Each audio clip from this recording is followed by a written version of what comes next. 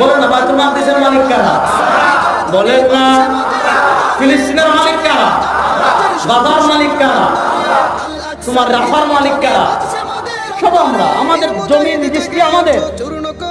আব্বা মনে করেন এই কালকিনি এই বাজারে একটা জায়গা আছে, আপনারা বুঝেন, রেজিস্ট্রি আপনার নামে, নামজারি আপনার নামে, একজন অবৈধভাবে দখল করেছে পাওয়ার দেখিয়ে।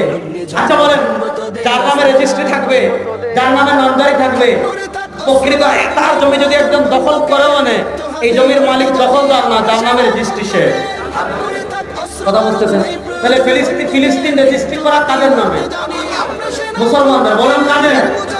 সুতরাং মুসলমান হতাশ হওয়ার কিছু নাই। তাদের অস্ত্র থাকতে পারে, তাদের সৈন্য থাকতে পারে, তাদের ক্ষমতা থাকতে পারে, তাদের আমেরিকা থাকতে পারে, তাদের ড্রোন থাকতে পারে, তাদের সব থাকতে পারে, আমাদের সাথে একজন আছেন,